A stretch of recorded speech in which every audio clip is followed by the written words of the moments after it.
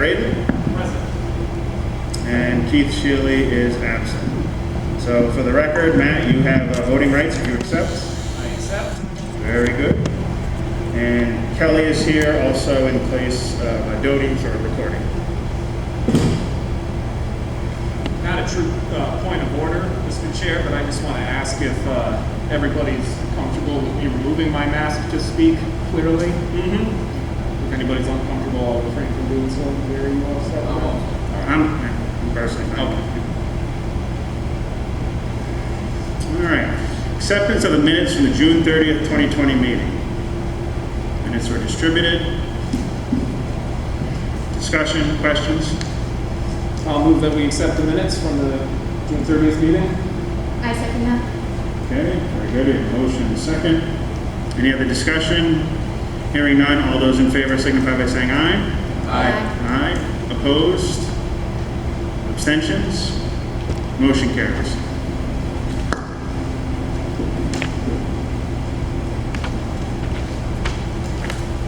All right, item 1 under new business, updates from the Board of Ed. First item is ECS funding. Ken, just to note to you, the way that this had come up was it was at a couple meetings. There was 1 or 2 Board of Finance meetings in both May and June. We were talking about the budget. We were also talking about looking into the future. And Mr. Radin actually was the one who had brought us to our attention and how we're looking at 2 different amounts. I know you and I have talked about 2 different amounts. So one of the reasons why I put this on here to kind of have this brief discussion was to, if you could update the board and everyone as far as, so why are we looking at 2 different numbers, kind of how do we get there, and if there's reconciliation that's needed, needing to close that gap, where would that money come from for us to do that? May we join you in your square? Yeah. And we're going to sit here, if you don't mind. That may allow people to move in closer, but then it'll shorten and give an opportunity to the public that's watching you. Yep. And I certainly want to let you know, we have more than 6 feet, and we also put in here and have ventilation. Under all the conditions, this is optimal for you to be able to feel like you're almost outside. So if you feel you need to, remember, your mask is for the protection of others, so if anyone feels they need mine on, I would do it. But for clarity, I think you'll see it will help. You should have a document in front of you. Yep. So we'll just go to 1A. So you'll notice that following the first 2 pages, which is all the things that were asked of us to address, I want to begin by telling you that you see us, Ron Lucier, our business manager, and myself, Ken DePietro, superintendent, and there isn't a board member. There's reasons that there was no one available, but also the questions being asked are public information. It's not asking for a board decision or an action. So I think it's appropriate to be able to just provide information that is public on a website, on the board's minutes, or something that's already been taken action. So beyond the first 2 pages, there'll be 3 pages we reference. I begin by telling you that the state website, which is the Connecticut CSDE's, Connecticut State Department of Education, their ECS Funding 2020, if you look that up, you can look it up and it will show you that the state said that in FY 2020, the award to Plainfield was $15,049,019. And we'll go to that page and you'll see it. But as the chair mentioned, we then noticed that at the end of the year, and as your finance director will tell you, that's not what we received in total. We received about $14,992,000. What is that discrepancy? And the discrepancy is listed on item number 2, that the state deducted $56,975. And to show you where that number comes from, if you would go to the 3rd page titled A1, and there's an A2 and A3. Sorry it's not a PowerPoint, but I was still building this because we're doing so much with the reopening. So if you're there, if you're comfortable, so $15,049,000, we do not have an alliance portion. That's sometimes $1 million that is categorically locked in. We're not alliance. And there's a 2% compensatory. We don't apply, we don't align with that. But you'll notice it says that there is the net local percent compensatory education, and that is, the net local ECS is $15,049,000. When you get the notification prior to the state, prior to the public voting on a budget, that is the number known to us, and you'll see it in one of the subsequent pages. However, then there is sometimes a prior year adjustment that I cannot explain. They do something back in terms of what they paid you, and if there was a correction. But the number I can is that you'll see that there was an excess grant prior year adjustment. And what happens is the state, after they plan to give you your ECS, which is your money, they look back at the prior year, which they only can do when the year is ended. So that's typically June, and you've already budgeted and you've already set your budgets in place. And then they look at, did we have to give you some excess aid money? Either we gave it to you, and then a student moved out of the town in May or April. And if we didn't incur that cost, they have the right to reduce it. So I did call and ask, it relates to special ed excess. And so you see the difference is that we did get the full amount, and then we were owed or credited against the money. And please understand that you, before next year, will have never given us the full ECS allocation. You know that. We have got 600,000, 700,000, and the money that we don't, you give it to us because you budgeted for it and basically saved money of the taxpayers because you credit us with that money. But we never utilized the excess money until recently we've used it. So somewhere in your fund balance, that money was processed. And that's a question you can address at your level with the finance director. Because when you build a budget, you build it on how much the taxpayers will give you, how much ECS will give you, and how much you project of excess aid. And then sometimes we use it all, sometimes we don't. More often than not, over the last, we've never had to call in any excess. We just use the money that was available to us in our appropriation. So that's the first page. I did want to share with you, if you look at the next page, it will not upset you because you're going to see the exact same numbers. But I thought it was important, if you're going to look at that, you see that the state also on that page and on that website for public shows you that we get a grant of $678,000, type 1. I believe it's title 1. Oh, that's just excess. Oh, I'm sorry, that's right. That's the excess aid cost, $678,000, and the grant type 2, which is $54,845. I thought those numbers were very close, that what they gave us is special ed excess, and then they gave us a second grant.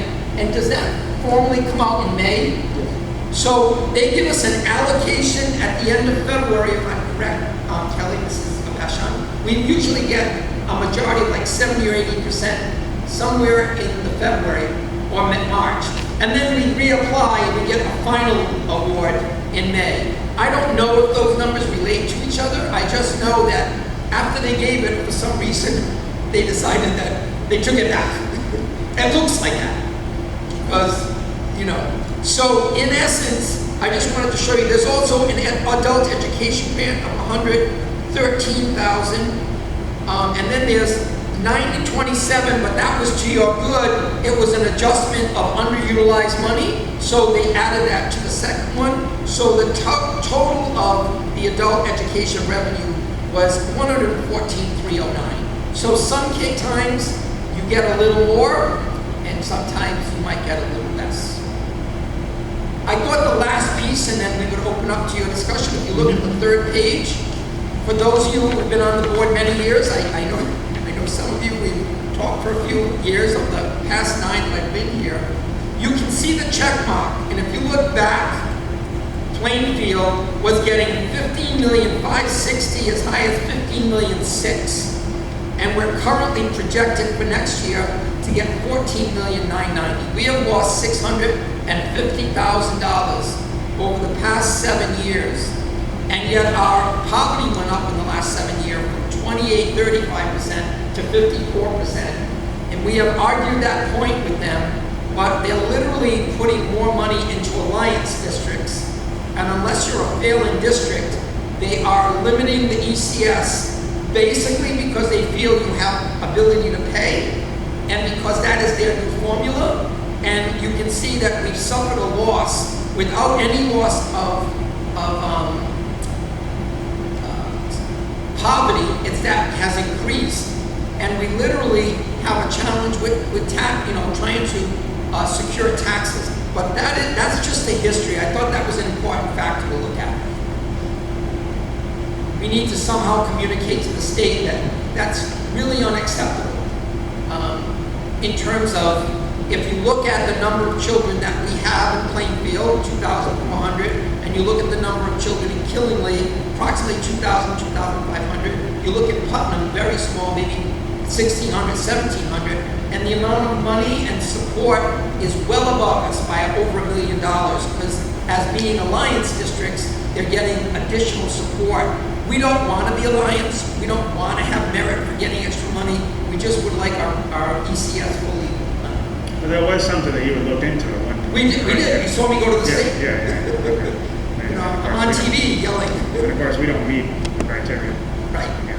We don't want to have to fail to get money. Right. We just would like them to basically fund districts that are basically succeeding. We like to do better. We don't want to be in this position. Are there any clarification questions? ECS, the original appropriation, that there was an adjustment for a prior year. We wouldn't know that before the end of the year, and it's an adjustment. So, Ken, when is this information actually accessible from the state? When we know that they're going to be doing a take back on the access funding? I can tell you that, well, Ron, Comes late in the year, Mr. Reed, May, June timeframe, when they finally say, here are your final numbers. But it's well beyond when the budget's being developed and passed. So in other words, like this information is only a month or two old at the. I know that this year, I can tell you, somewhere around the May mark, we were still in budget throes, and we were just kind of alerting that it may come in a little less. But because we were being flat funded in general, with the caveat that there'd be some carryover money to help us, we just said, that's a revenue cost. I mean, it's a revenue, it's not what we budget for, but it can be followed online.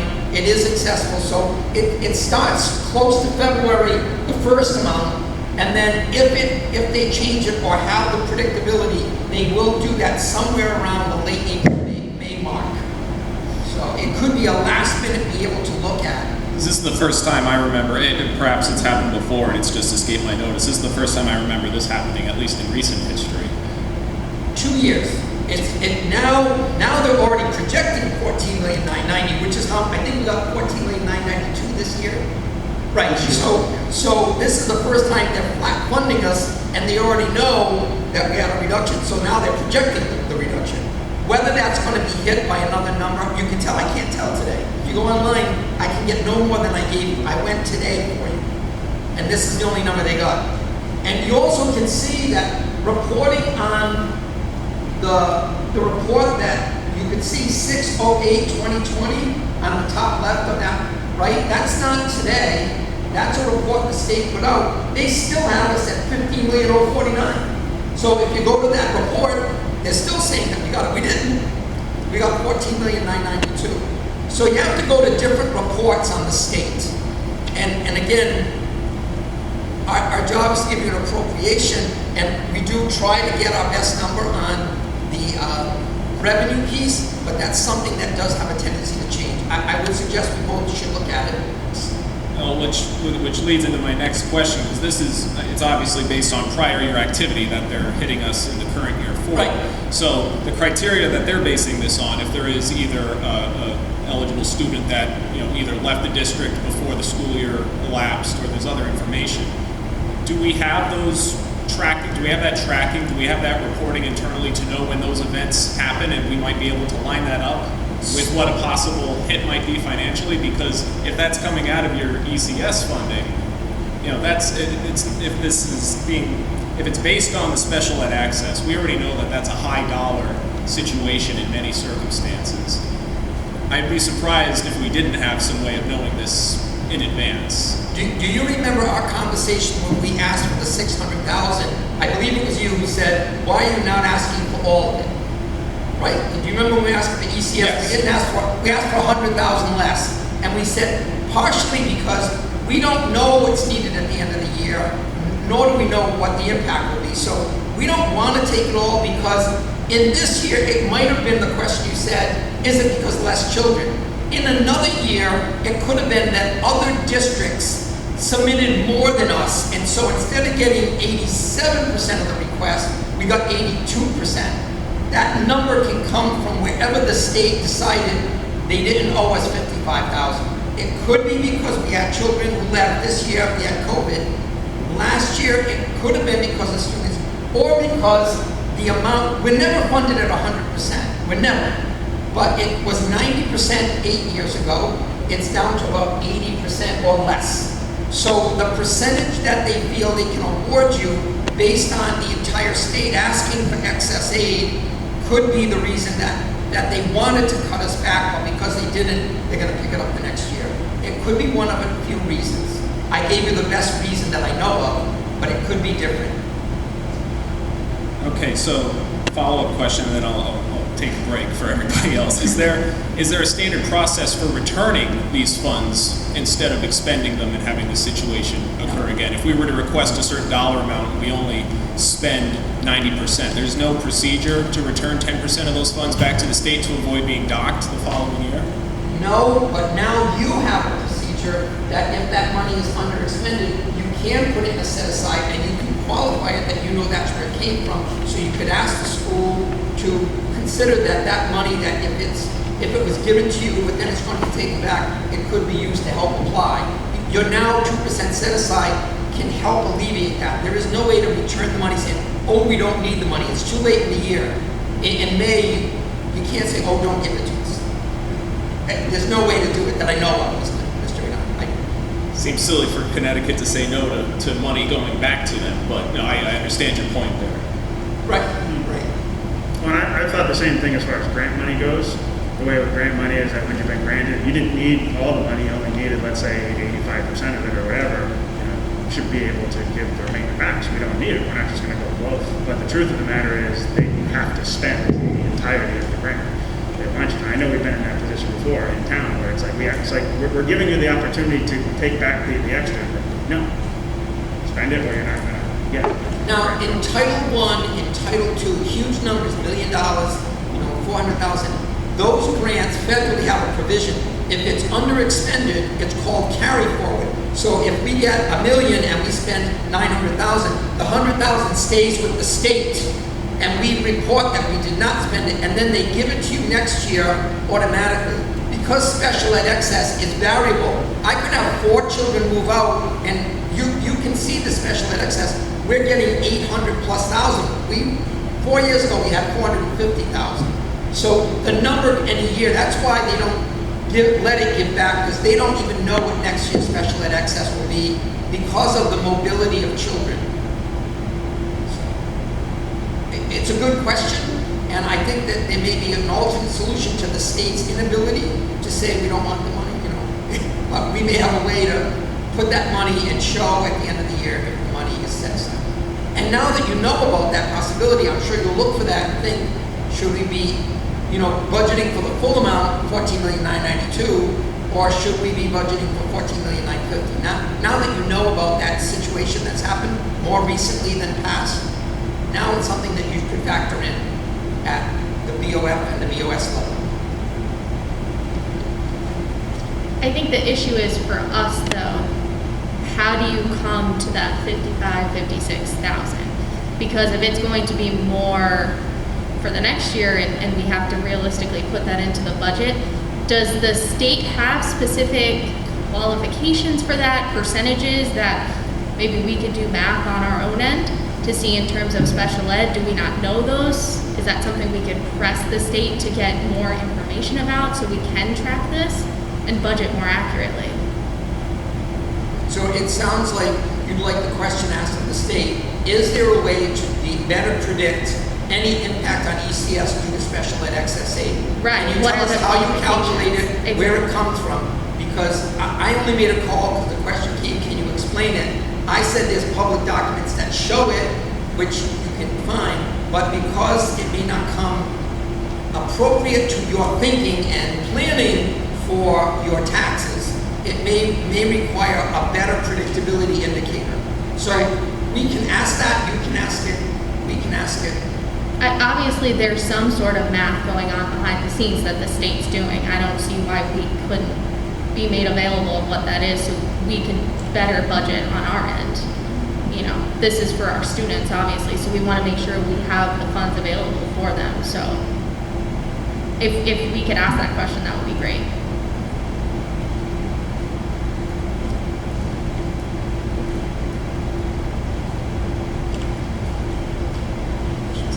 Other discussion or questions from the members on this topic? So just one last bit on that. What would you recommend that we could put in place on the education side in Plainfield to try to track this and identify it? I offer to have any conversation that is on public record, not of considering for the board. I would just ask in all fairness, that's a board thing to talk to about how they would do it. Please don't ask me to start thinking for the board how they might want to handle it. I don't know that at this point in time. This was just to communicate the facts of what exists. The concept of telling you how we might address it is really a board, I think, discussion. They're not here. Then I'll rephrase the question for Mr. Lucier. Do you think this data is trackable for us to identify? Personally, In the business office? I would say no, because as the conversation went, a lot of these adjustments happen because of a state collective number. They don't know what's happening in all the other communities of who's coming in, who's going out, and as a result, the percentage that gets applied against excess aid can go up or down, and there's no way to know that until you close the year. Okay, so we don't see a feasible way that this could be worked into drafting a budget, for example, because of the time frame that realizing this reduction Well, if happens I'm on. understanding this correctly, we don't budget to the revenue, we budget for the appropriation. The revenues Correct. are an impact that are going to be helping offset the tax revenues. And this is one of those components that's a moving target, and I don't think we can really target that. I'm not sure how we would do that. The first answer would be, let's call the state and ask them, let's look at the calculation. And once they say it's 3 factors or 2 factors, then you'll know what can be accounted for and what can't. I can't answer it today because I don't know. I tried to give you my best guess that it's because we have a reduction in that year. And then they said, but it could be percentage. So as we're saying, because we don't, let's try to get from them how they generate the number. Because in a little history of 5 or 6 years ago, again, we used to get 700,000 in transportation, and in one year they just said 400, and then the next year they said 0. It's not like they have to give you special ed access. There is a law, but the number that they did, and as you know, the governor was trying to put the special ed access into your ECS. If you remember, the governor asked to make it one lump, and everybody fought it, saying excess is something we calculate every year. We guess at it. We try to figure how many children will stay. And even some years, we project 750, and then 4 kids move out. One year we got 450,000. So it's something that I think you're saying needs a better attention for predictability. I agree. I think we need more facts as to what are the factors that lead to the best predictability. And then based on that, we'll have to come up with something. Right. We're willing to work. I feel like it would behoove the Board of Ed to at least ask the question of the state for what identifiers they can point to that would determine this number. Because it's going to be one of 2 things. It's either a number that's completely arbitrary, that has little relationship to the variables in Plainfield, or it's directly connected to it. And I feel like there's got to be at least, just like the ECS formula, it is however complex it may be, it's out there. We can identify what those variables are. I think the Board of Ed would be well served to start asking that question, especially when we start talking about tens of thousands of dollars coming off of the ECS allotment. And it's, as you pointed out in the 10-year chart, it's not like that number is trustworthy to go up. So this is, I think this deserves to be right near the top of the concerns for at least learning how this bid is working. And just for reference, because again, some of you are newer, I want to put you on the spot, Mr. Lucio. Sure. We've been together 9 years. Just tell me, how many years did you know that the number that began at the beginning of the year is exactly the number that came in? Just as an approximate. 1, 3, 1, 5. 2, maybe? So we do know that there are years that we tell you it's going to be 15,650,000, and the first thing we do, we start the year saying, is that money still there? Yep. And then it's more recent that we're seeing the degradation of that ECS. And I think it's because of fiscal constraints at the state level. I'm guessing that's part of it. I can't tell you that. Not the state. I just know that it's a more recent indicator of significance of 50, 60,000. But we had years that literally, if we were told 15,350,000, there was 15,350,000 at the beginning and at the end, and we closed the year that way. This is a relatively new adjustment. So we do need more information.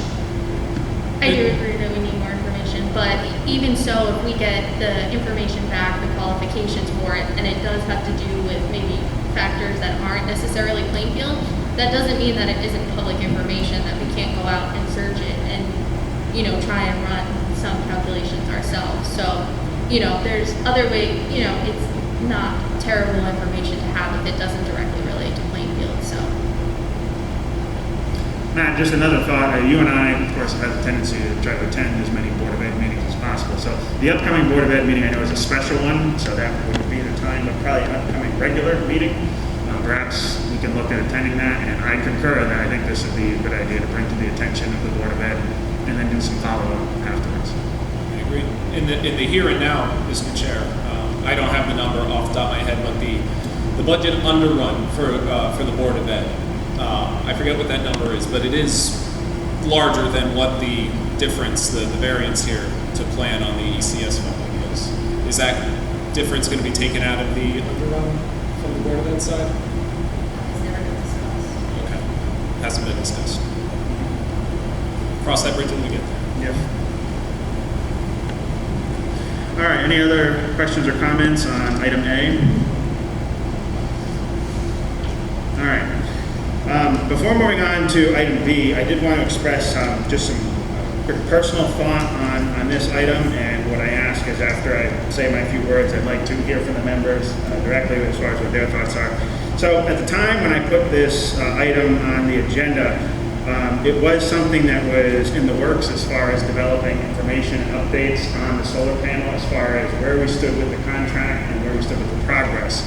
Specifically here in the high school, but I think it's also important to note that Memorial and Central still hadn't got panels too. So that was another thing that I was curious of. So when I put this on here, I was curious as far as what the status was on that. On Monday, for any of you who might have attended the Board of Selectmen meeting, this subject was brought up. And what the Board of Selectmen decided to do was to table, because there's a number of questions that are still out there right now, and we don't have all the answers necessarily tonight for this item, as opposed to pertaining to the high school roof and solar panel update. And it has to do with the contract negotiations. And so I know Kevin, I've been in communication with Kevin this week, and I know him and Ken both have been working on getting more information, getting conference calls in regards to the solar panels and the high school roof. But it's still kind of a moving target at this point, and what I don't want to do is personally, I don't want to have any premature discussions on it without having all the information present. The other thing that I had as a personal thought is that the Board of Ed still, since this has been something kind of in the making for the past week as far as updates, the Board of Ed has yet to discuss any updates on this as far as what their stance is in regards to the high school roof and the solar panels. I believe at an upcoming Board of Ed meeting, I think on the 22nd possibly, this is going to be an item for discussion with them. And personally, I'm very interested to hear from the Board of Ed members as far as what their thoughts are before having further discussion on our end as the Board of Finance. Because one of the first things that came to mind when thinking about the solar panels and this building was particularly the savings. And that's something that we've had quite a bit of discussion on, especially in this past budget season, is this project was supposed to be done last year. It already got pushed enough by the 2020, and now, of course, COVID, I was very curious as far as if COVID was going to have any impact in delaying it more. But what kind of stuck to me was that we're trying to plan ahead budgets. This past year, we're going to be planning the budget very soon, and it seems difficult to try to figure out how we're going to factor in the savings when there's a lot of uncertainty as far as when and if the panels are going up, and then even when they're up, as we know, when are they actually going to be online and starting? And that's one of the things that we discussed with the police station, is we went for our tour of the police station back in January, and as of then, they were up, but we were not seeing the savings yet. They weren't even working yet. And so that was another thing that we were going back and forth as far as updates on. So that was really my big concern as far as why I initially put this on here, was I wanted to know, what does our future look like as far as getting this solar panel project completed? And then what's our timeline look like and seeing the savings? But again, not all that information is available tonight. So with that said, again, that's my personal opinion. I was going to possibly look into entertaining a motion to table this one item, 1B, until probably the next regular meeting, until there's more information and also update from the Board of Ed directly. Because I know Ken, of course, as he stated, he cannot speak, of course, for the Board of Ed as far as where they stand on the specifics or any subjects that may be on here. So that's my personal thought on 1B. I would now like to open the floor to the members as far as hearing your thoughts.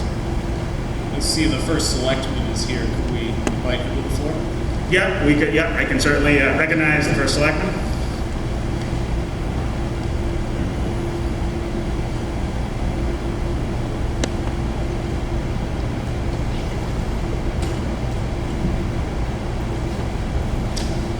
Good evening and thank you. Hi, Kevin. I guess rather than just table it, I did watch the first selectmen's meeting on Monday evening, and just as a refresher, what communications were brought forward to the town and what problems were highlighted. I think if you read that last sentence that's listed here in item B, we're still in negotiation. So it's difficult to actually bring forth anything like that out in the public for communication of that item. So I would ask if we, not talk about that at this point. There are some issues. We are still working together collectively as Ken and I were on conference calls yesterday for about 5.5, 6 hours, talking about all the minor things that we're trying to put together, and sometimes there were major things. So I would just put it at that there's still negotiation, still discussion. So it's probably not appropriate to bring out items like that into the public. I just had a quick question. Can you talk about the design and how the panels are going to be installed on a flat roof? I can't even talk about that at that point. I didn't have a full list of the design. We have. Well, is it a rubber roof? You can answer that. What do you mean, is it a rubber roof? It's a flat roof that these panels are going on? Right, we're still in negotiation on that item. No, what's existing? What's existing right now? What's that? What's existing on the roof? It's a flat roof. Yeah. It's rubberized, as far as I understand, because there is a membrane, and it's 3 sections that are flat, and then there is also a gable side that will have solar as well. So both the gable side and So I'm assuming the panels will be on like a frame or something. the ones that aren't flat are called ballasted. So those are ballasted solar, and the ones that will be on the gable will be attached. So there's 2 different designs.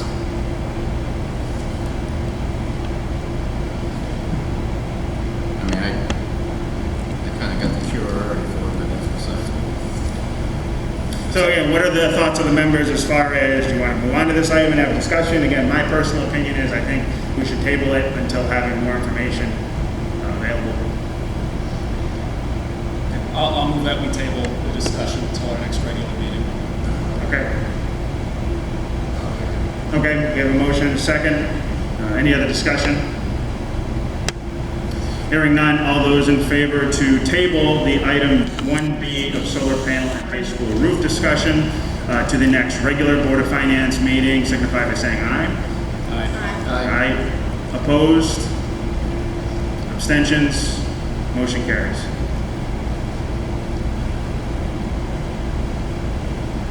All right, moving on to the next item, 1C, Fema reimbursements. So I'll have Mr. Lucia, you have 3 documents that he provided a summary, which shows that we have submitted $133,192.32. And he'll take you through pages C1, C2, and C3, the submissions to the town for joining them in a combined submission. Thank you, Mr. Petro. Back in April, we were asked to submit a estimate of FEMA dollars to the town finance director through a municipal fund report, and we had submitted our first report in April, and we estimated our cost to be somewhere around $76,000. Subsequently, on June 19th, we had more information, more invoices, and I submitted a second municipal fund request totaling an estimated $118,000, which was not cumulative to the 76. It was in total with the 76. So at that point in time, we were looking at $118,000 in expenditures. Between June 19th and today, we had just submitted more documentation to Mrs. Vashon of an additional $14,000. So we're now looking at $133,000 that Mrs. Vashon, I believe, is putting together into a report that's broken out by school and district.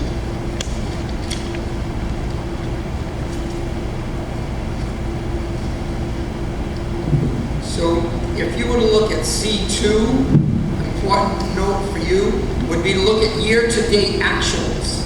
And that was the first submission. The second line down is $49,253.29. Does that number look familiar? That is the Board of Finance award of the $50,000 for COVID. And to your credit and our credit, because that was done by a Board of Finance action and it's a town expense that you absorbed, we may be covered by the fact that the federal, the state government and the federal are now saying before we can access FEMA, they want us to use all our CARES Act money. So they want to try to absorb FEMA costs underneath another grant. That would erode the money we need to address the issue with COVID. So you're protected by the fact that that was a Board of Finance added expense, and that was submitted with the board of the town side when we submitted. And then the year-to-date shows you that that number of 49 became 62 million on C3, correct? 62,000. Yes. So I just wanted you to know that for things that are on the school side, because we are getting other monies and because there may be heroes money and there may be some other supplemental money, I think there was $111 million the state got that they want to disperse to municipalities. They're now trying to put caveats on that money.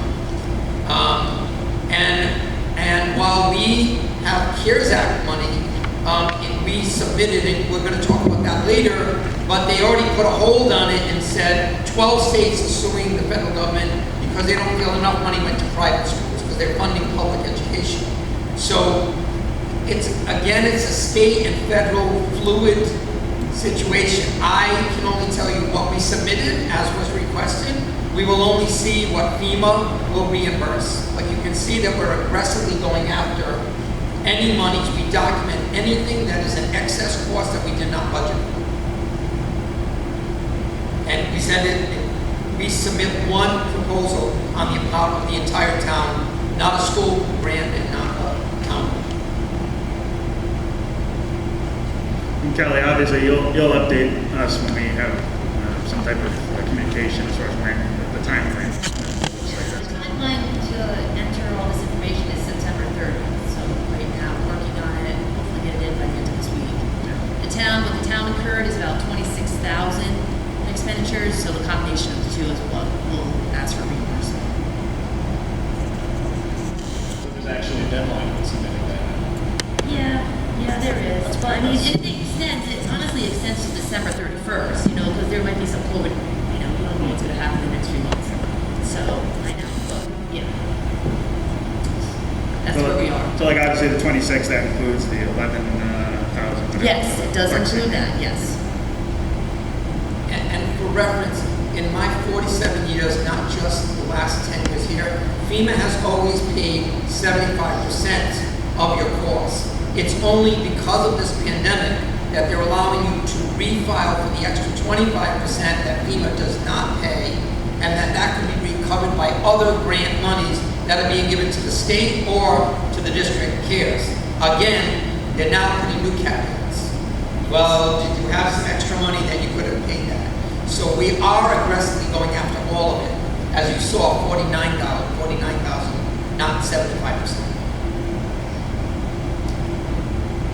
And I'm assuming that we received confirmation back from the state that these, or whatever department these forms were submitted to.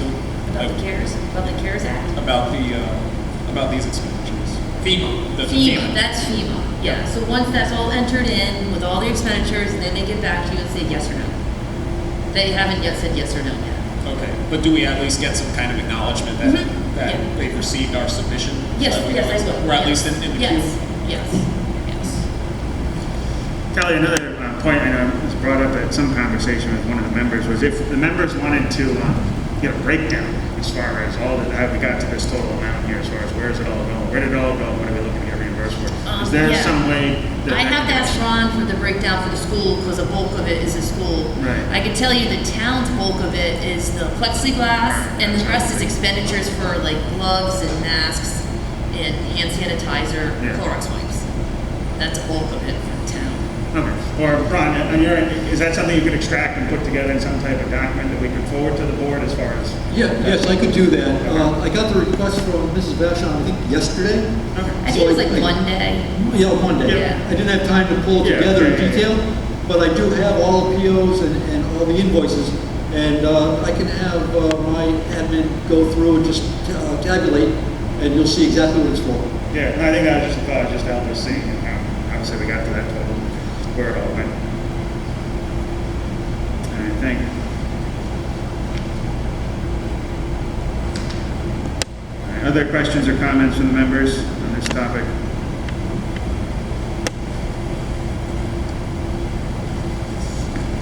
All right, moving on to 1D, audit summary, update on infant vision system. So, again, as has been said a couple of times, I know neither you can speak for the Board of Ed, but I will just note that for those who might not have been following along, the Board of Ed did get their summary of the audit report. Matt and I are actually there. We got to see it the second time. Because we, of course, had seen it initially at the Board of Finance. And the big reason why I had wanted to see that happen was just because at that, there was a lot of conflict. I remember when the Board of Finance had it presented on Zoom for Board of Ed members schedule. So there was no Board of Ed members present at that Board of Finance meeting. So it was good, I think, for the auditor to come out and explain the same breakdown of the audit summary to the Board of Ed. So that's done. And what we can certainly do down the road is ask, the Board of Ed directly if Christie's available. I can certainly have her come here. Well, what I'm looking for is just any feedback from the Board of Ed as far as, with that said, what the audit report outlined and with recommendations. Are there any thoughts from the Board of Ed?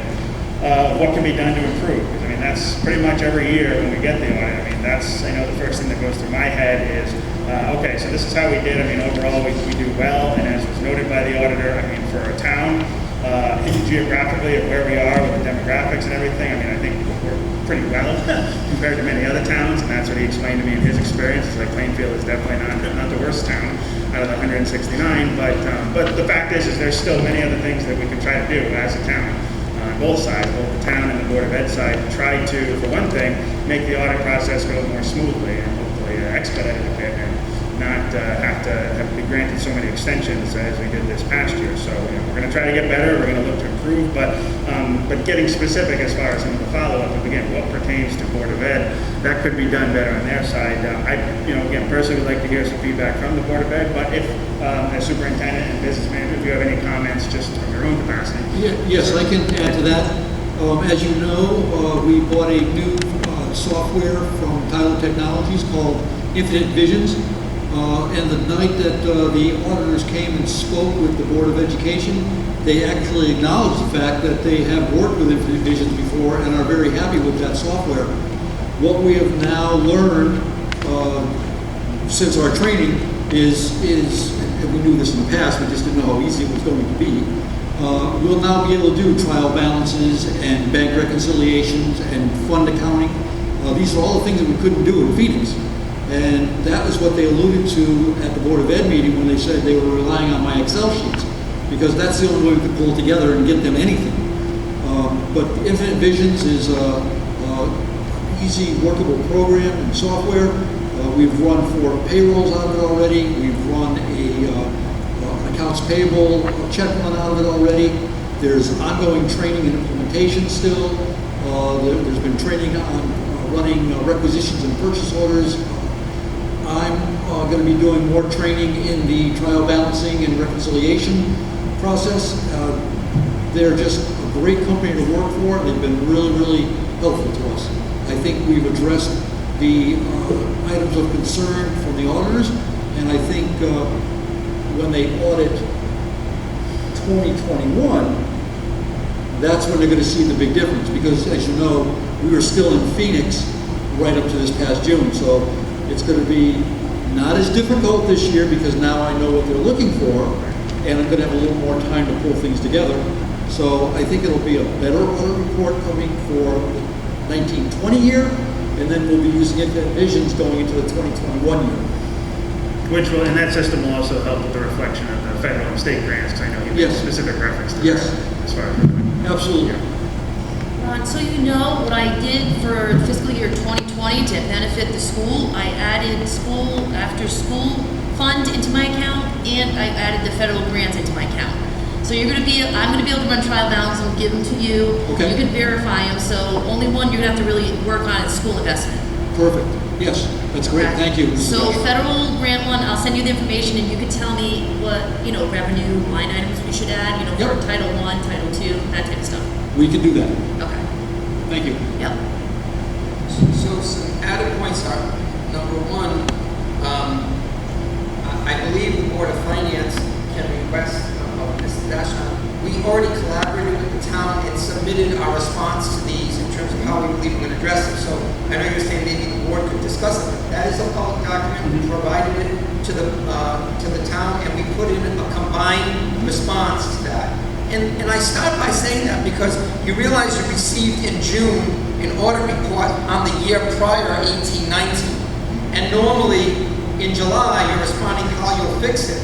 We can't fix the year because the year ended. And so now they're going to report that in the year of 1920, we didn't address these deficits, but you're going to find we did, because we did do the research, we did apply Infinite Visions, and I'm not going to speak for them, but certainly we collaborated because we said, do you like Infinite Visions? We had 2 options. We all came up, so we've been working collaboratively, and we've committed to monthly meetings, and now we can do the trial balances. But that will, as he said, affect 2021, so your audit report will come faster, but it's going to be, well, what did you do this year? We didn't get the audit. We didn't fix things because we didn't have that. So getting an audit 6 months late is really a compromise to try to get the better audit results. But I think we've shown good faith, and I think they're going to somehow acknowledge it, although things were being worked on but not in place until now. So Kelly, is that something that you look forward to, the board? The response that you were just referring to? I guess I was going to look at it kind of like, and you probably remember in past years when the Board of Finance had, I know, formally voted for, we don't need to do it for this case, but we had asked for like a corrective action report is basically what it was. Specifically, what was mentioned in the audit as it was described in the audit, and then you basically, reprinting that, okay, the audit, recommended this, here's what we've done to accomplish that. So, we don't necessarily formally vote on it, but if that's something that would certainly help us see, And the irony of that, Chairman Sinkwitz, is the fact that we did perform that the year before. We wrote the corrective action. In fact, Kelly and I again worked on that. Yeah. And then there was an absence in place. So some of the things, we started meeting monthly, and then that broke down. And then they write that, well, you haven't had monthly meetings, but we have. And the problem was they had to realize there was just a change. And so now we're going to do it again, only now the report is from a year earlier. So I'm glad that you're getting context here, that we are making progress. There was a challenging year, but all those things about making sure that we wouldn't have false checks and double checks, and Mr. Lucia signing off on these things and meeting, those processes were in place. But they said that one of the recommendations was that the audit from the prior year was not followed. It was, to a point, and then it stopped, not because we wouldn't, it was because there were some challenges beyond our control. I don't mind correcting anything on my part as an administrator under your service. I thought that the compromise of the audit was we never had a visual opportunity to meet them. They never came on site. They never asked us. They didn't understand that special access is a cost offset. So they said we only gave back $300,000, but then they didn't clarify we did give back $577 at our meeting. That you have to account for that. There were pieces that being around the firm they did not know, but they weren't present. Now I think we've gotten through the first meetings, and hopefully in this new year, we will see a better understanding of both Connecticut's law and their understanding of our process. Plus, we have a great system called Division.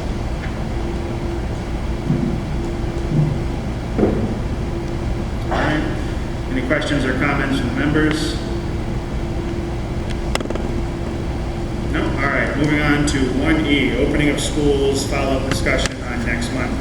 Ken, I know this is something that's still in the works as well. It's kind of a moving target every day, things change, and I know that you guys have a special meeting coming up where you're going to be officially finalizing the Board of Ed. We'll finalize the plans. The only thing I'm asking for here, and the members can certainly chime in as far as if they have any follow-up to any specifics of the opening of schools, is just we have at least a better idea tonight, and that's why I put the Fema reimbursements. I mean, we know we've gotten total thus far with FEMA. Just any other hurdles financially that you could see at this point, if you could please note to the board, great. But we all know too that this isn't the last time we're going to be talking about this. Obviously, this subject is going to be coming up, future meetings. And then that's kind of the segue into why I put follow-up discussion for next month. Is that something that we've been kind of tossing around? And I would like feedback from the members on that. Is what we've been tossing around. I also discussed it with Kevin, was having a joint meeting. And we still got to be careful, obviously, with not having too many people congregating, understandably. But the purpose of having a joint meeting and what it would be is it would be the regular Board of Finance meeting night, unless we schedule it separately. Is the meeting would be to basically discuss. So how are things coming with opening up the schools, and again, financially, what are kind of some of the obstacles that we have ahead?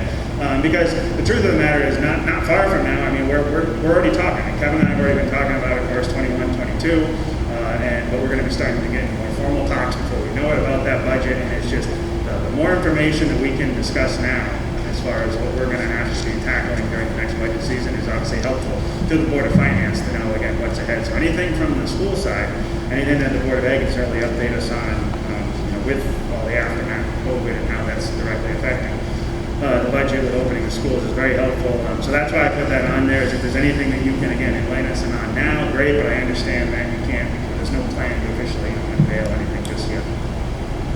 So it begins with context. The state has directed us that by July 24th we have to give a plan. The substance of that plan is you have to have 3 plans. All children in school all year.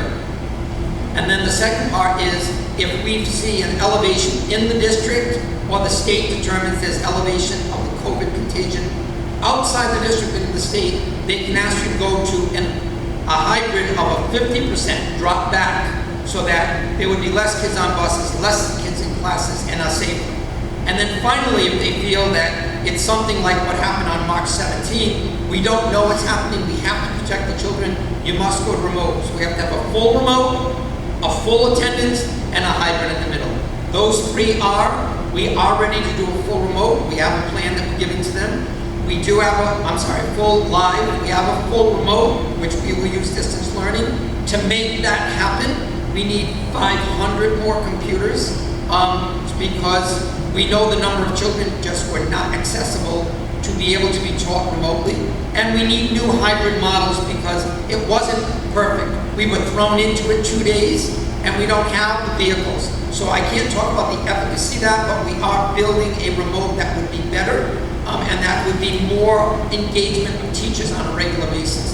They would be all day, working all day from the school if we go to remote. They will not be working from home. They will be educating children and they will be interacting with them in more of a classroom model all day.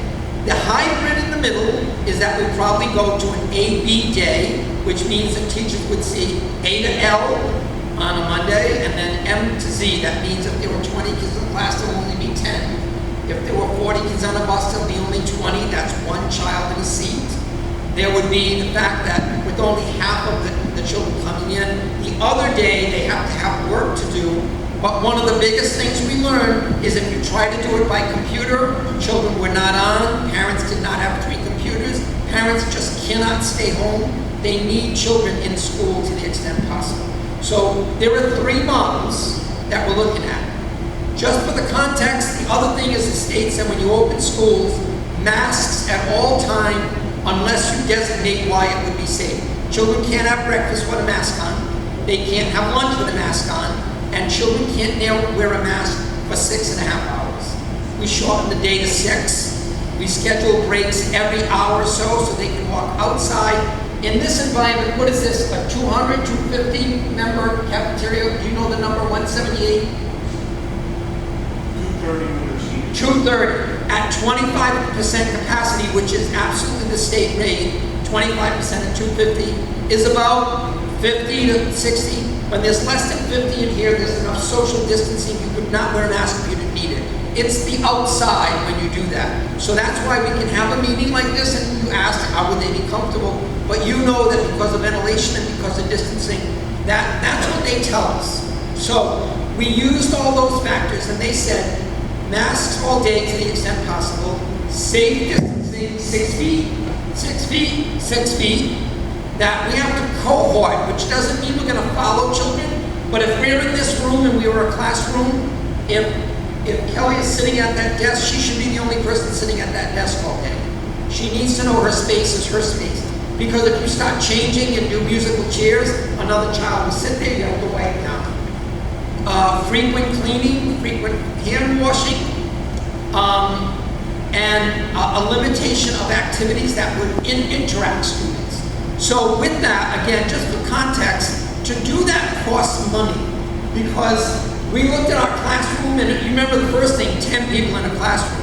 The state quickly learned that is a $3 million expense for the district, not less than $3 million. So we showed them that if we took the classroom, I have pictures, I didn't put them here, but we went right into Musa, and on Monday we brought 14 people, parents and children, we all sat in that classroom, 20 of us. We sat in chairs, and we put desks in a way that instead of having 1 chair, 6 feet, 1 chair, 1 feet, you would have 4 chairs, 4 rows would be 16. Our grade 2 class is 24. Our grade 1 class is 20. So we needed to get to 20. Oops. We did this. We put the desks like this. You can be the teacher. Put the desk like this, and we have dividers for children that are between them. First of all, if you just measure 1, 2, 3, 4, 5, 6, there's 6 feet between the children and 6 feet between the rows, and then they have an added protection. So we showed the state that every child can sit forward as they want when they need to, and then every child can sit when they need to, and there is a clear divider because children in our classes, if I showed you 70% of the classes, the children, so sorry, I've done that every day. Children are in clusters. They need to interact with the child. They can't touch them. So we showed them the model and said, when I put 2 chairs together, I can not only make 3 rows, not 4, but 6, 12, 18, and there's still room at the end to put 3 more students who may need to not have interaction. We have children who don't need to be seeing each other all the time, or they'll be going, you know. So you want to have 2 environments for the same children so that all children can be met. And that gets 21. But if that took creativity not to charge for extra teachers. However, there are some classes that will exceed it. If we don't resolve that between now and the start of school, that could be as many as 5 or 6 teachers needed. That's a $300,000 expense if you do that. We're not planning for that because we think we can do it creatively. They also want, they can allow people on the bus, and we're going to try to do it with only 48, 2 on a seat with the space in the middle. And so we can do that with 48 children coming to school in a bus, and we have 20 buses. That means that 50 times 20 is about 1,000. Our largest tier is our middle grades, and we have 480, 500 in one school and 320 in another. So we are really under pretty much an 800 mark we definitely have the buses to do a lower number. And we just don't want children congregating at a stop. If 6 kids are waiting for a bus, do you really think they're gonna wear a mask? Do you think they're not gonna talk to each other? Do you think they're not gonna talk and hug each other? So we don't wanna stop the interaction, but we think it's safer to pick the children up. That's gonna take a longer time. So we shortened our day to 6 hours, and we have a little more time for the bus. We changed our classrooms to get at least 18 to 20, but we probably cannot get more than the 20, 21. We're working on it. There are some things we can do, especially there are some classrooms that are a little larger, just put the larger class in the larger room. But there are expenses. PPE, what you wear. Can you imagine how many masks we have already ordered? 100,000 gets us through 50 days. That's 2.5 months. I have 2,000 children. We have to make sure every child has a mask. If they don't come with one, we have to give them one. So you need to have 200,000 masks. And we're going through CREC. CERC, sorry. I have a C in my head. CERC, because they are the state's aggregate purchaser at Best Buy. You tell them what you want, and then they market the best for you. So we already put that order in today. We bought the dividers. They're about $50,000. That you have a $20 divider that is now full clear screen, because children can't have white disturbing them. They have to be able to. So we're making a classroom that would be safe. And we brought parents and children and had them sit in the room, and they said the distance is fine, we feel safe. The dividers are great because some of the children would benefit from having a little bit of private space. When they have lunch, they have to sit at a desk, and they have to sit privately, because they're gonna have to take the mask down to eat. People can't go outside in the winter, so we have to have that private space for breakfast and lunch. 2 breaks in the middle of the day. We have them walk outside. We have the children take down their masks and then put up the mask, and that was fun to watch, because we watched the child pull it down and they go.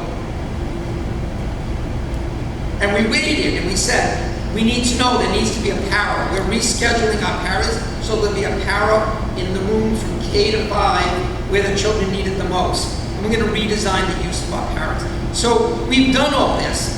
As for money, if you would go to, it's E, go to section E, and you'll see what we were allowed to do, given that there would be $347,996.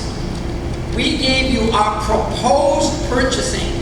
You can see page 1, and above it, it tells you $28,000 is for masks, shields, gloves. So not taxpayer money, federal money coming to us to buy the needs for the pandemic. We looked at $50,000 so that we can have the safety dividers for the teachers who are going to be standing there talking to children behind their desks, and the children who need to be there, the secretaries who are going to be public, the administrators who have to have children come into their room.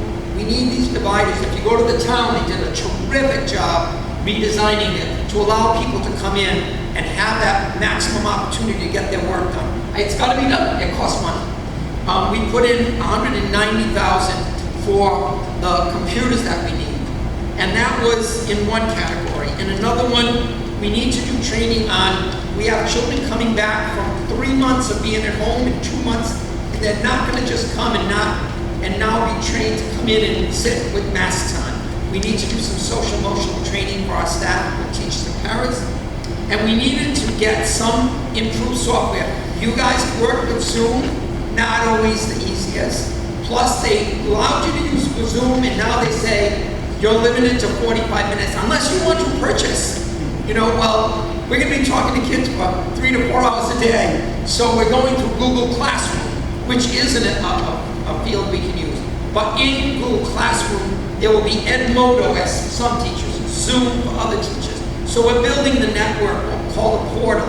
So when teachers and children and parents need to work, we're looking at parent training and parent support, and we're creating the contract for parents to understand their role and children understand it. So I showed you that there's $350,000, and you know that while we're not going to access it all, you know that we have $500,000 that we did carry forward. That's the number, 512, which was unexpended, and we'll know that by the end of August, because that could be higher. But we, in fact, and that's part of the last thing that you asked about that may be delayed or not, but I did put in for your understanding. that we negotiated with the transportation. You're not driving our kids, we're not paying. The state said, pay the bill, and we said no, because there was a time when they had them on unemployment. We saved over $225,000. We went to our energy and said, because of the LED and the solar we did put, there's been savings. We looked at personnel, there was no sports between March and the end, all coaches' salaries, all field trips were stopped. We had a personnel where you can't tutor a child if they're at home, and you can't have the in-person, so we ended up stopping the tutors. We were able to save almost $200,000 in salaries, $225,000 in transportation, and $100,000 in cost concessions that every leader, every school leader gave back to us. There are other, or is that No, close? that's fine. I'm good, huh? Yeah. He teaches me well. So 500,000, I don't know, and I don't really care. I only know what we had to do. I think we're the largest savings in terms of the departments that we actually, and that does help us, because now we have some money in case we need it before, we have to worry about it. I know we will stay within our budget. It doesn't make a difference what the state does. We are petitioning them for $1 million to do it for about $40 to $80 less per day. So by them doing some of our children, they can't do regular transport. We are working with DATCO so that we're not putting any parent who says, I feel I should educate my child at home, has the right to do that. So if 100 children stay at home at various grades, the teachers who are teaching all day cannot teach those children. I now have to find somebody else. If it's 250 children, it's 20 children per grade level, I probably can say who as a teacher either needs to or wants to teach remotely. And I probably could have them remotely teach a K1 group, a 2-3, a 4-5. I probably could do it with 6 or 8. So if you understand, if enough children stay home, not that I want them to, I could probably repurpose my existing faculty. If 89, 92% of the children come in and I have 120, those teachers, 2 kids out of the class, I still need a teacher. I will need an entire cadre. Even if I pay them sub-pay, we're probably talking 70,000. So I'm putting in for all of that, not just CARES Act. I'm asking for all the money the state, and every superintendent is telling them this is a bigger potential cost than any district just would normally do. But concurrently, we have a plan to make sure all children will be saved within the monies that we have, both the CARES Act and the money that we carried over. Best explanation I can give to you of will be ready by August 24th. By the way, we just learned that the state reduced from 180 to 177. So what we're now looking at is instead of the children coming in, we were going to have the teachers 24, 25, 26, and the students 27 and 28. We're going to move the children to start on the 31st because they're allowing us within our own budget and our own contracts. 3 of the days that we pay for can be for teacher prep more, and that won't cost us more. I mean, that would have cost us $200,000. They virtually said for children getting 177 to save a district 150,000, it's better to say 177 is a better quality teaching than trying to get every town to come up with monies they just don't have. They are working with us. This is a long way from complete. Best I can give you. My plan is not in yet. The board hasn't voted on it yet, but those are just public. That's just what we're doing. Everybody knows that. I mean, we've been, communicating at the meetings. We do have our plans. All right, thank you, Ken. So I open the floor certainly to comments and questions from the members, but if the members could also please, again, I'm interested in your thoughts as far as having a kind of a follow-up meeting to this, but it being a joint session, Board of Selectmen, Board of Ed, and Board of Finance members, to discuss further the topic of, again, financially opening schools, and again, kind of what the future holds. So an idea you'd like to go with? Is it something that we should hold up on for a while and we'll wait and see? Maybe just something around public meeting, just somebody will stand on this.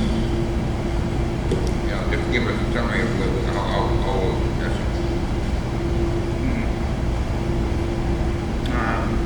Sorry, Doc, will you say it again? You can take your mask off, certainly, if you got it. Yeah. Maybe just do a monthly meeting rather than, or kind of like you're saying, have them come in monthly and give us a good update on where we are. Mm-hmm. Yeah, I mean, it certainly could be a monthly. That we know it's going forward there. Yeah. Yeah, it's a possibility. Other thoughts? I think it would be beneficial to have the boards come together and have like a joint meeting. I think that would be beneficial for all of us to get all of the questions and everyone's there to kind of answer the questions at the same time. Because if you have questions, they can possibly linger, it may not get answered if it's not right away. So I definitely think that would be beneficial. I definitely think that would be beneficial for the town to be able to view that or come participate in it as well, having those three boards together. You have a meeting the second week of August, we have it the third Wednesday of August, and the school would open the fourth week. So I think we're in advance of the school's opening, that you could have a very good report as to how has this all worked and what have you done and what is in place. I think that's easy to accommodate. Okay, so sounds like, we definitely should have a meeting. I agree that we should, but so do you think it should be virtual? Because I'm sure a lot of people would be interested in viewing it and running the risk of having a lot of people coming in person. I mean, it might be prudent to hold it virtually. I think it would send somewhat mixed signals, where we would all prefer to be in a virtual meeting, getting together right as all the children start coming back into the schools. So I think that's a little bit of a mixed signal there. I mean, we could certainly space out and accommodate people here. I'm sure microphones could be accommodated. As long as we don't have more people than are allowed. Sure, yeah, 25. Right. Mr. Chair? It could be changed. Yeah. It could change by then. The constraints that we have from the state of Connecticut are really what's going to guide us. Unfortunately, we were looking tonight at how many people we had here. We were worried about getting over 25. So when the state makes changes, absolutely, I think it would be appropriate to have a more open meeting. But as of right now, the number is 25. We hoped that by this time it would be 50. And the governor pulled back on those numbers. So I'm going to keep pressing with the governor's group to see if they can actually modify those numbers just for this case. I mean, we're talking about trying to get back into school and all the iterations that you have to put together by the 24th. And then on top of that, you brought up a topic that I think might be on the minds of a lot of the parents here, which would be, if they're thinking of doing homeschooling or supportive services, are we looking at a certain date and deadline for that so that you can plan for that appropriately? And I think that's another discussion that should be out in public, because for the people wanting to know exactly what you're doing, this is a great format for that. But then for their decision about how, if they want to bring back their students to school, and how they're going to do that, or if they want to keep them home, we need to have a certain deadline, because otherwise it's going to be in flux and continue until the day of open. So I appreciate the fact that we're looking to do a group meeting, a joint meeting between all three boards, but we do have to follow the guidelines from the state of Connecticut. So I think at this point, what I'd like to look into is the possibility of doing a hybrid, so that we can have a certain number of people and able to actually join in by way of accessing on the meeting and ask questions and be part of the actual functionality of what we're doing. So I'll look into that and see what we can do. Yeah, and I realize again, it's kind of, we gotta wait and see as far as each day that goes by, each week that goes by, where the state is at with their ruling on the numbers. Just to let the board know too, one of the things that the selectmen had voted on Monday was the annual meeting that we're finally gonna be having. But we're doing that via Zoom. Usually we would be doing that, of course, in town hall, as we have in the past, but to be on the safe side, that's gonna be via Zoom. But I think the key is we got to get the word out about that. I'm hoping all Board of Finance members can, of course, tune into that meeting, because it is pretty much the board presenting it to the town. Obviously, the Board of Selectmen will be there, but we want to get as many people as possible to tune into that via Zoom to see that the audit's done, the entire annual report is done, presented, and actually needs to be officially voted on.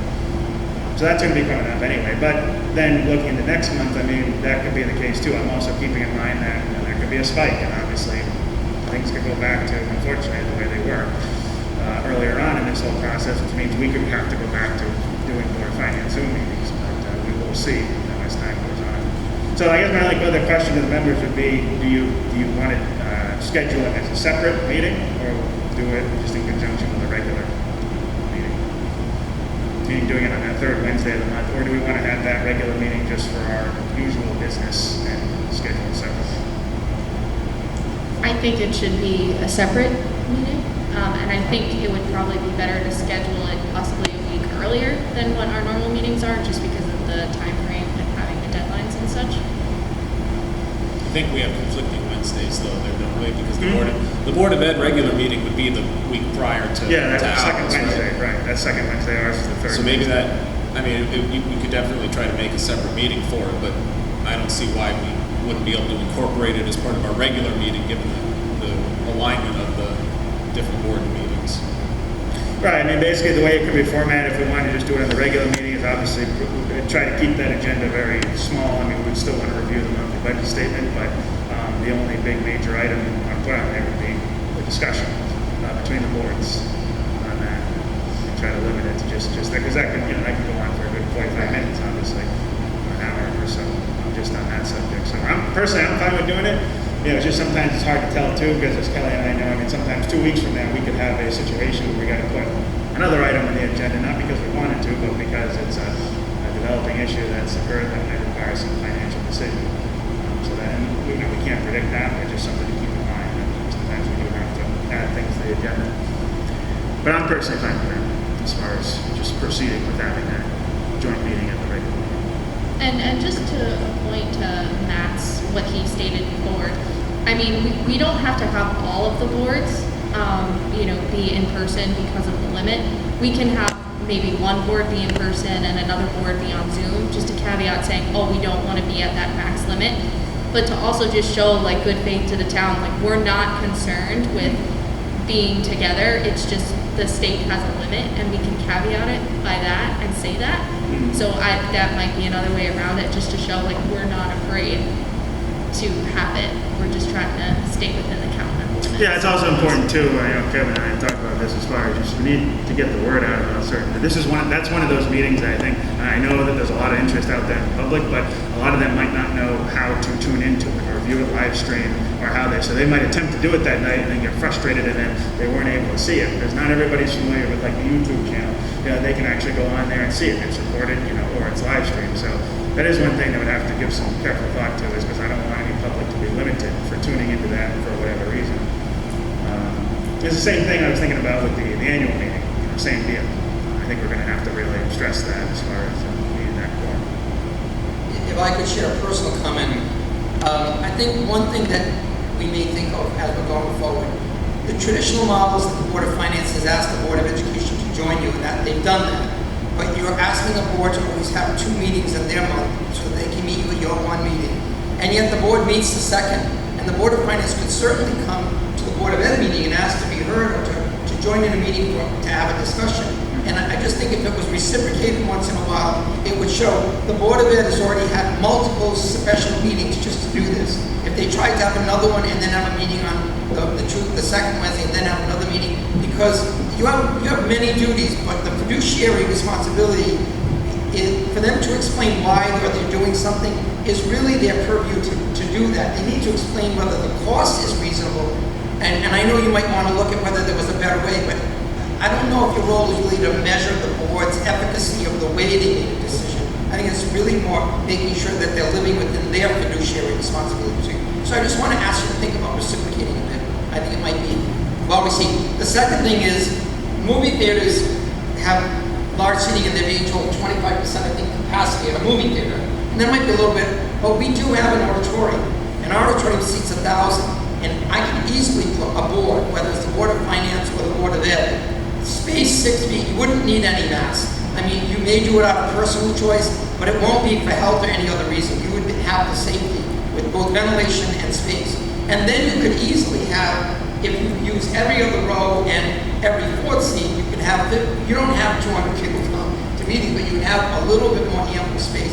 Again, I think we're going to have to really think of the new COVID experience. You have to have a real meeting. Think of the message you're saying to a teacher they have to be in front of 20 children every day, or at the high school they're going to face 20 children 4 times or 3 times, and yet you have to sit 20 feet apart and have a mask, have a meeting. There's a mixed message of whether it is safe or it isn't safe. Our teachers are going to show you, and we're going to show you, we have a very safe environment, safer than Walmart. I know that sounds political, but I just need you to know, we are going to have a safe, I have to do that. That is our job, is to make our children safe. So anything we can do. I did have one question I wanted to get in before we went to the joint meetings. And, looking at the Board of Ed, the school district in its entirety, and then you try factoring in COVID-19 into this. I think there's an outsized liability here that I haven't seen too much discussion on, and it's on the part of the educators, of the paras. I was at the previous Board of Ed meeting last Wednesday, and I believe that there was discussed a survey that went out to the parents that talked about how comfortable they would be sending their children back to school. And I don't know what the set percentages of the respondents were, but what I haven't heard too much of, and maybe this has happened, maybe this is just part of the daily occurrence, but where are the teachers and the paras on these plans as they're being drafted, and to that extent the teachers and paras unions, as far as how safe the teachers feel coming back to school and educating in these environments, from the youngest of the young in the elementary schools all the way up through the high school. Because to me, it's a huge employment number for starters, but I also could easily see, given the unpredictability of the virus thus far, whether it's going to get far worse or it's going to improve. I wouldn't blame a teacher in the least for having to take matters into their own hands in terms of their own safety, especially when you look at the age and the vulnerable demographics of some of the educators. Are there additional steps that the Board of Ed or the Finance Office is looking at as far as hedging liability? Like, are there employment contingencies if, an eighth of your teachers say, I simply don't feel comfortable or safe coming into school? Or is there a contingency plan if they end up having to be hospitalized, or a certain number has to get quarantined? Like, that's where I think the real bulk of the costs are going to emerge. Like, unfortunately, as big of a number as this is, losing the staff and having to replace them, I think could present a much larger figure. I don't want it to sound that morbid, but it is a real health and safety concern on their part too. And I think it's the largest number of town employees in the town. So there's a very large dollar figure associated with that too. And I'm also looking at what the health insurance increase could be going into the following year and years forward. Now I know each chip operates a little differently, but there's a whole new terrifying world of different coverage that might be needed for those who are frequently right on the front lines, having to be exposed to tons of people, far more than what the CDC or the governor or whoever is advising on what the recommended number of social interactions might be. So I know it's kind of a broad question, but to what extent has that demographic, the teachers and the paras, been included with their comfort in the plans that they're being drafted? And what financial risks does the board or just the school districts feel like they have their arms around and under control at this point? At the risk of alienating anybody, as I said to you, I have a comfort level. It's not a finance question. I'm happy to answer. I'm happy for you to come to the board. We're having a meeting next week. I have 1,600 surveys that went out to families. 500 of them said, until we know the plan, we can't tell you. We have surveys going to teachers. I email our teachers regularly. We have a team of teachers and parents and administrators and families at the same table every week that I'm doing this so that we have all these answers. But I can't answer in this meeting a question about their comfort and their liability, because now the board's going to say, why are you having a discussion that we did not have yet? We didn't know that you're representing our, I told you, that's a piece that I think it's an appropriate concern. I just think that should be done at a board meeting for the ed and not for finance. I'm not afraid to give an answer. But No, I understand what you're saying, but the one thing that Matt did bring up, which I think is a good financially related question, is kind of contingency plan of the worst case scenario. I'm sure you've already thought about this. I'm sure you've had to think about what if there was a small pocket of cases that started to happen within the school, particularly employees. Let's just say in this case employees. A bunch of employees got confirmed cases. Has there been some thought financially as far as what that's going to entail, insurance-wise, liability-wise, that is a scenario that could happen. It's a what if, so it's not like it's definitely going to, but it's one of those things you do gotta kind of think in the back of your head of like, so financially, if that were to happen, how could we cope with that? So I can only say on the general statement that there is a moral, professional, and a fiscal responsibility. The state has given us clear, explicit guidelines. There is no financial liability for opening schools under the design that we had, provided that you don't say we're going to put everybody we're allowed 3 to 6. You don't say we're going to keep everybody 5 feet and then you put kids 2 feet together. That's called negligence. But that isn't, that if you do what you're doing, everyone is setting their children knowing these are state guidelines and we met everything. We have ventilation, we have 6-foot distancing, we have masks all the time. Will a child pull down their mask? They did. That child can't be sued. I can't be sued. You can't be sued. That's an environment. You go into Walmart, a person pull down and spit at you, and the issue you can get COVID, it's not because you were at Walmart. They do have the regulations as we do, but that's the fiscal. I don't want to stand on a high ground, but I have a much bigger responsibility, both professionally and morally, to make sure that parents are fully aware of what we've done, how we're doing it. Our teachers are being told.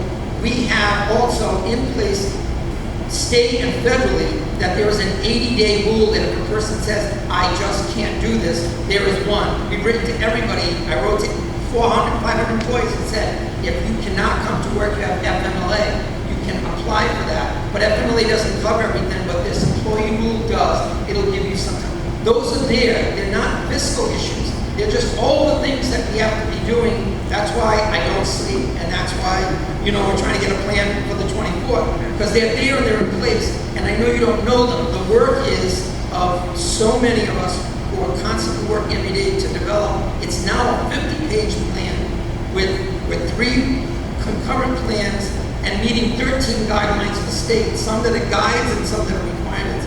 This is a massive undertaking. It's not a short discussion, but not to belittle it or to make you feel that I don't want to answer it. It's just a much bigger question. What in front of us is huge, but the state is worried about all those issues of, will teachers feel safe? We show them the room. They're coming in. We're having the parents visit the room 2 weeks before we open the school so they know what they're getting into, what they're seeing. The teachers are being invited to 4 days of professional development before they even start. We're starting kids with 2 half days and 2 full days so children can stagger half a day and the parent can see, is 3 hours too much for my child or will they make 6? After the first 4 days, we stop and we have all teachers coming in for one day without children so they can look at the last 4 days and say, what else can we do? I can't even tell you how many things we're working on. Yes, yeah. I'm not frustrated by the question. I just need you to know it's more than I can answer in the context of this. No, I understand. I'm just thinking maybe follow up that directly with the Board of Ed, at a Board of Ed meeting. Maybe as an order. You and I can talk about making that meeting. I mean, when it comes to the plans, COVID, right, the upcoming meeting is a special meeting for the Board of Ed, so obviously you can only direct certain things. But to me, this falls right in that category of specifics regarding the topics of that meeting. All right. So in that case, again, from my understanding from our discussions, we will move forward with having the joint meeting next month. And I guess we can determine in the very near future as far as how we want to go about doing it. If we want to do it like in person or virtually. I, for one, really enjoyed the idea of the Board of Finance showing up to the Board of Ed meeting. Yeah. For once. I'm in full agreement with Ken on that. Mm-hmm. And I think just generally, we do usually put out the expectation that other boards will attend the Board of Finance. I don't think it's unreasonable if we were to be the guests at some of these other meetings. No, it's true. And I mean, the truth is, too, is most of the time when we invite you to our meetings, I mean, it's because we're leading a discussion when it comes to budget. But in this case, I mean, we are going to expect, obviously, the Board of Ed taking the lead on this because of what we're talking about here. So, no, that's a good point. What I can do is I can contact Christy, and since she's not here tonight, get her thoughts as far as that meeting goes. All right, if there's no other questions or comments, moving on to the final item, 1F, planning ahead for the budget, school pensions, and spending freeze. We don't, and again, I know know it's kind of dead horse, Ken. I know you can't speak for the Board of Ed, and a lot of this pertains to things that we would be interested in feedback directly from the Board of Ed, so we can bring this up again at a later time. But I'd say that the only part of this, of what I wanted to find out, and members can certainly chime in as far as if they have anything else they'd like to see on this subject, is the school pensions. Because it's a constant topic that we always got to talk about, especially when we're talking about the town budget, as far as how we're going to pay for it. We're always talking about it. We have the pension board, of course, meets periodically. We've had quite a few retirees in recent times. There's going to be more, but when it comes to the pension for this current year budget that we're in, one question that has come up from some citizens, understandably, is we had certainly a different budget season this past year. It wasn't the usual, but we did our best. I mean, we kept it down to the 0 mil. But one of the things that was approved in the budget that is now taking effect was the $800,000 coming from the fund balance to cover school pensions. So I did want to just touch on that subject just very briefly with yourself, and certainly Kevin, if you have anything to add, feel free. As far as if you could just summarize to us again how we got to that point, in the budget where we had that, and then looking ahead into like 21, 22. Are there any thoughts as far as how we might try to approach that differently? Meaning that no assumptions of $800,000 coming from fund balance. So where would that money come from in that case? So the second question has to be a board meeting question, but I can show you at least the facts and information. So in the last section you have F1, F2, and F3 just show you where the $512,000 came from savings. But if you go to page F4, all right, are you there? Okay, I don't want people to be stuck. So on F4, if you look at the actual FY 11-12 and the FY 12-13, there are check marks. Can you see them? All right. So you'll notice that if you follow backwards from FY 11, way back to 07, 08, there was at one time $452,000 we put into pensions. That's a very healthy contribution, and that's realistic. That should have been kept up. But then you notice that it dropped to 218, and for 2 years before I came here, just want that on the table, it was cut to 72 and 90,000.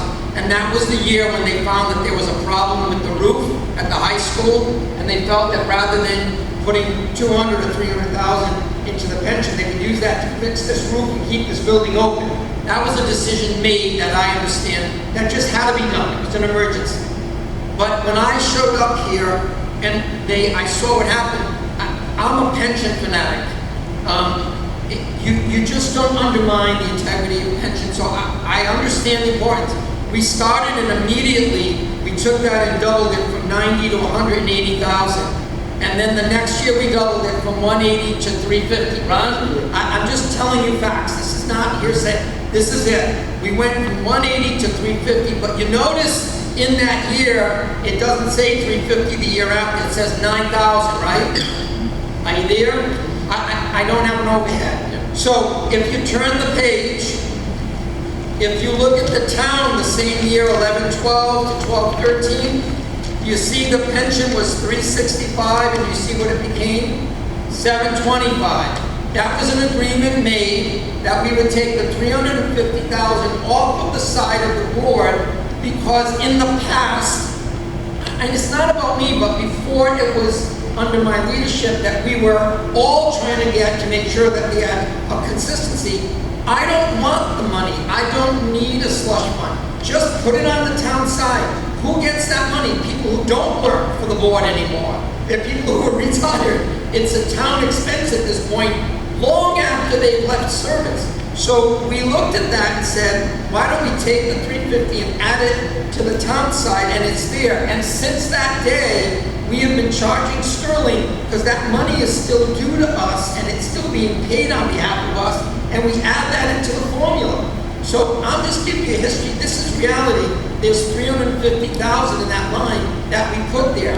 And then in the same year, and I can then show you the contracts, we changed every contract going forward. There is no defined benefit program for any person after 2012, 2013.